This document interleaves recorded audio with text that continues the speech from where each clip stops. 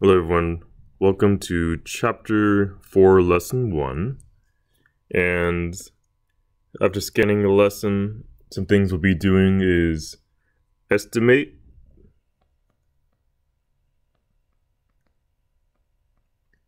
using compatible numbers,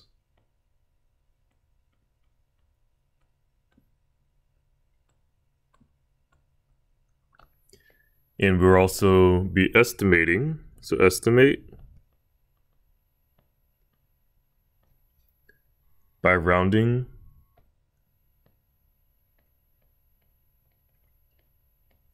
to 0, a half, or 1.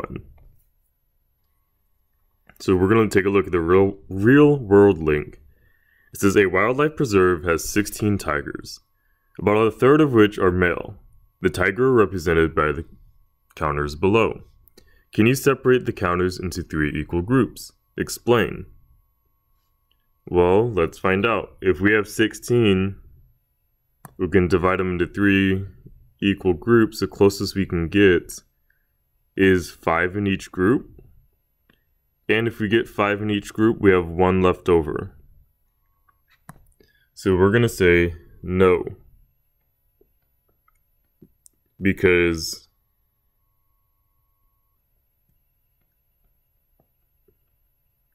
(16) and 3 are not compatible. I'm going to say not compatible numbers. And how this goes about is we'll dive into this deeper into the lesson. This is 16 times 1/3, and that's going to be 16 over 3. And we'll go over this in the lesson. So number 2, fill in the multiples of 3 on the number line. So if we go 3 more, it's going to be 9. Another 3, it's going to be 12.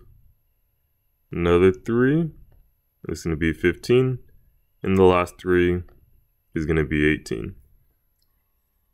So which multiple 3 is closest to 16? We're going to say 15, because if this is 15, that means 16 is right here. This is number 4. Arrows jump from 0 to 3 to 6. Continue the pattern. How many jumps are from 0 to your answer in exercise 3? Well, in order to get to 15, we have 1 jump, 2 jumps, 3 jumps, 4 jumps, 5 jumps. But how many of the tigers in the preserve are male? Explain.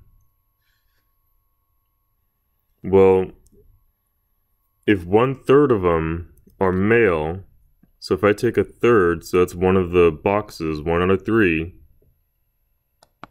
That wasn't a very good color. If I take one of these circles out of 3, I'm going to get 5 tigers. Because that's, here's 1, 2, 3. And if I only choose one of them out of the 3, that's going to be a third. So about how many are male? We're going to say 5. There are 5 counters in each of the 3 groups.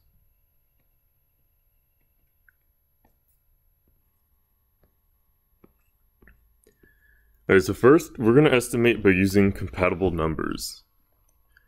So we have to estimate 1/4 times 13. So one thing I'm going to show you guys some things in the next lesson, because I believe it's going to help us out. The thing about fractions are actually just division. There's just division problems. So when I have 1/4, 1/4 is the same as I take the numerator and I divide it by the denominator. So a fraction is just a division expression that's written in a different way. So if I take 13 and I need to change that into a fraction, but I still have to make sure it equals 13. So if I divide any number by 1, if I get 13 divided by 1, that still equals 13. And since this expression can be written as a fraction, 13 divided by 1, I can rewrite 13 as 13 over 1. So this is how you change whole numbers into fractions. You put it over 1, because 13 divided by 1 still equals 13. So I have 1/4 multiplied by 13 over 1. When we multiply fractions, we multiply the numerators by the numerators and the denominators by the denominators. So the numerator is 1, so I'm going to highlight this. Numerator, numerator, denominator, denominator. So 1 times 13 equals 13, and 4 times 1 equals 4. So this can be rewritten as 13 divided by 4. But we know that 13 and 4 are not compatible. So we have to decide what's going to be, how can we make these numbers compatible?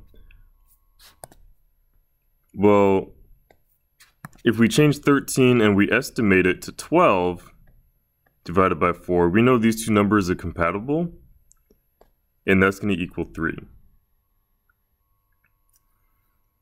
So I know this was kind of a lot of information in one example, but let's go over the next example so we can get some practice. So that's method 1 is using the model. What I did here was method 2.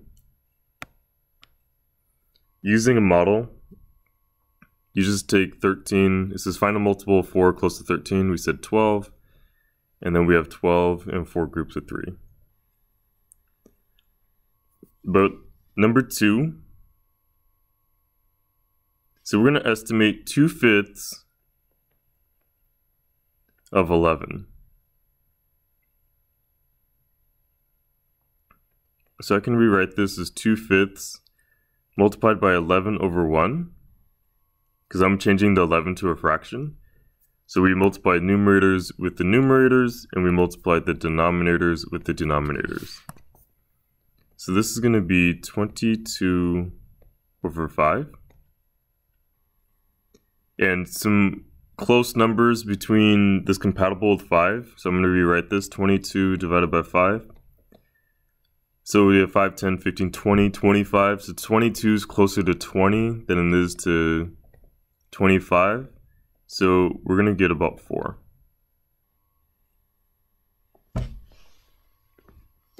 But when we go back to the example in the book, so this is the method I like using. If you understand it, great. If you don't understand it, I'm going to go over another method where we're going to get the same answer. So it says find the multiples of 5 close to 11. So 10 and 5 are compatible. Numbers are compatible numbers since 10 divided by 5 equals 2.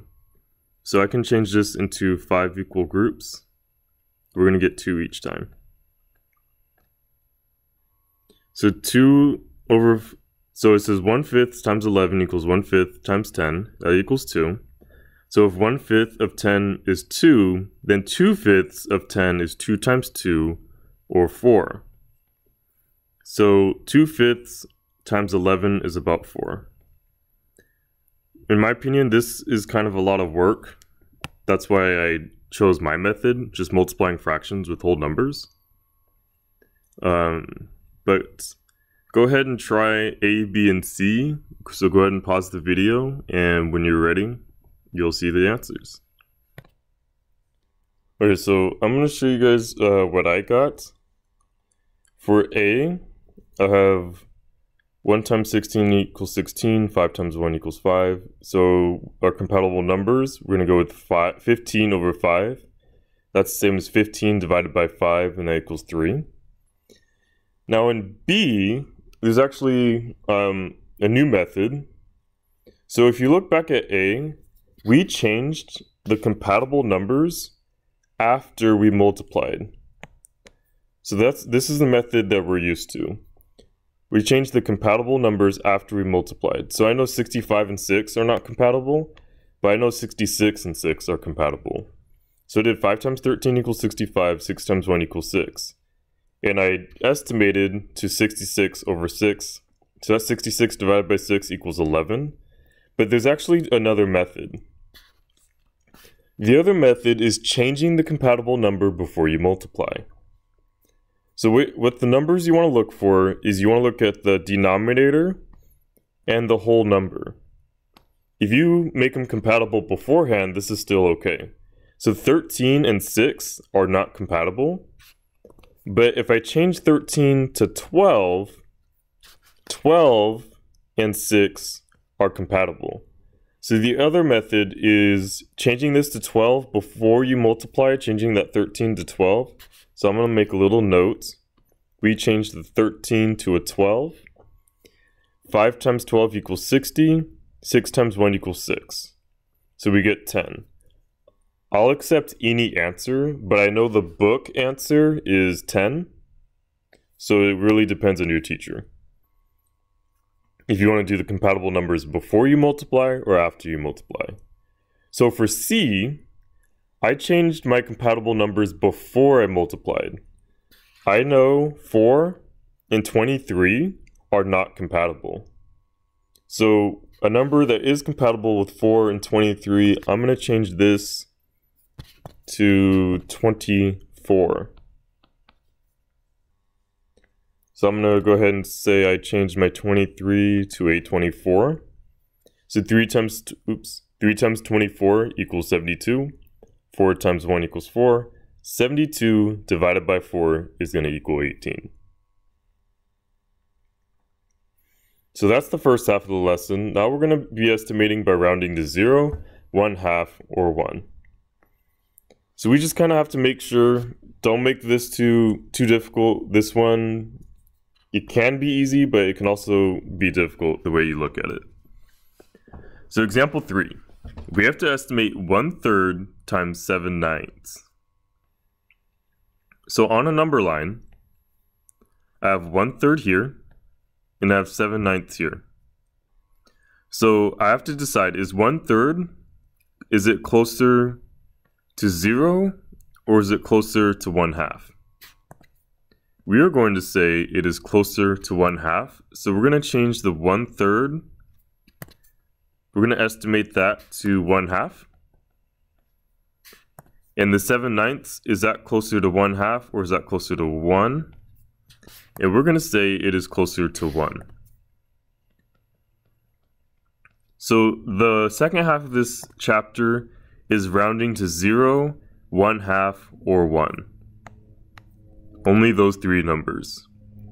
So we know if we multiply anything by 1, we still get the same number. Same with fractions. So I can actually, if I really wanted to, I can rewrite this to 1 over 1.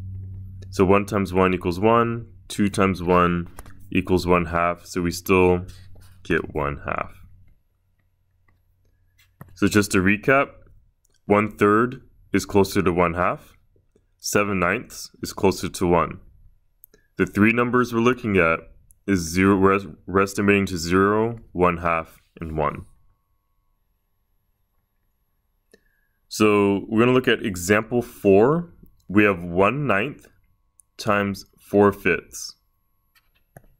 So we're going to go over how to change these to, or how to write these in a number line. So if I want to do 1/9, I have to actually break this up into ninths. So I'm going to write 9 dashes. So it's 1, 2, 3, 4, 5, 6, 7, 8, and my last one is going to end at the 1. So let's recount. 1, 2, 3, 4, 5, 6, 7, 8, 9 equal parts. So this is 9 equal parts. So this is going to be 1 out of 9 here, because that's the first one. So now that we have 1/9, we're going to do the same thing to 4/5. So if you need to draw a new number line, you may have to. So we have to do 5 equal parts because my denominator is 5. That's how many equal parts we want to do. So before I did 9 equal parts, now I want to do 5 equal parts.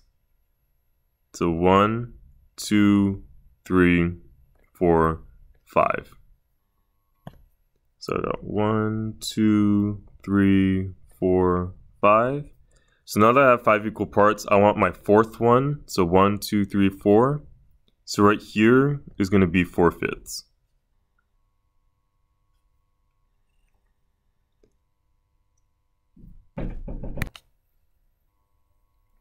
So at 4/5, so 1/9 is going to be closer to 0. So we're going to change the 1/9. We're going to estimate that to 0. If we're going to say 4/5 is closer to 1. So we're going to multiply 0 times 1, and we're going to get the answer of 0. So 1/9 times 4/5 is about 0. So just remember, you have to estimate all of these. Are they closer to 0, 1/2, or 1? So go ahead and pause the video and try D, E, and F. So here are the answers. 5/8 is closer to 1/2. 9/10 is closer to 1. So 1/2 times 1 is 1/2. 5/6 is closer to 1. 9/10 is closer to 1. So 1 times 1 equals 1. 5/6 is closer to 1. 1/9 is closer to 0. So 1 times 0 is going to be 0. So this is the last one. We have round each mixed number to the nearest whole number. So we take 14 and 7/8. Is that closer to 14 or is that closer to 15? I know 7/8 is larger than 1/2. So I'm going to say so 14 is going to change to 15. And 1/8 is smaller than 1/2. So that's going to remain a 6. So we have 15 times 6, and that's going to be 90 square feet. But that is the end of the video and end of the notes, so thank you for watching.